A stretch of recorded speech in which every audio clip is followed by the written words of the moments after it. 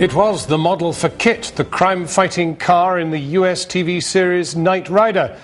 And it upstaged Burt Reynolds when it starred in Smokey and the Bandit. But after 83 years, the legendary Pontiac brand is to be killed off by the embattled car maker General Motors as it fights for its own survival.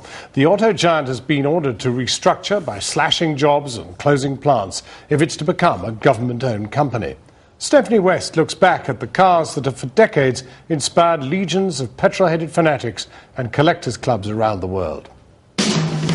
Little GTO. When Pontiac unveiled the Gran Turismo Omologato, or GTO, in 1964, it immediately became an icon. It was the first of the so-called muscle cars coveted by American youth. Launched by General Motors in 1926, Pontiac cars were originally designed to be cheap and unremarkable, but in the 60s the brand came into its own. In the 70s it continued to deliver iconic motors, including the Trans Am, so revered by car lovers, and then movies added to the lustre. The car was the star in Smokey and the Bandit. Sorry, I don't want to get married. But at the GM headquarters in Detroit, Michigan, as the car giants battle to survive recession, its bosses have now announced it's killing off this brand. Our conclusion was, after a fair amount of work, is that we just didn't have a strategy that we were satisfied with that could allow us to win with the Pontiac brand. We needed to basically discontinue the work we were doing and announce today that we were going to discontinue production of the Pontiac brand by no later than 2010. A fact greeted with disbelief by Robin Gray, who runs this Pontiac garage in Hounslow, West London, and who's been servicing these classic cars since he fell in love with them as a motor engineer in the 60s.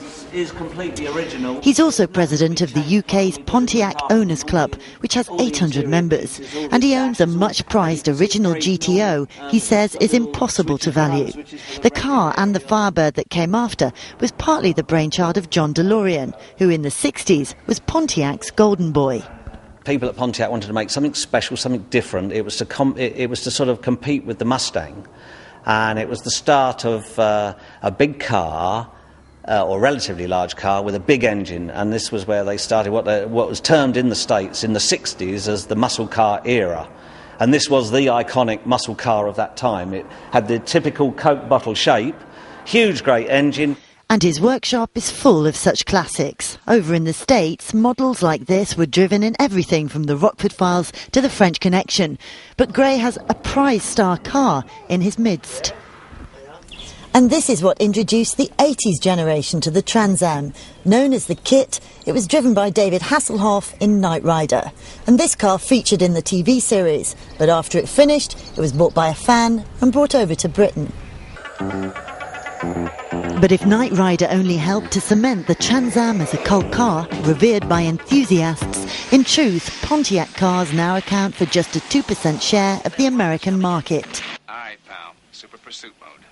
And General Motors says it must now focus on core brands like Chevrolet, Cadillac and Buick.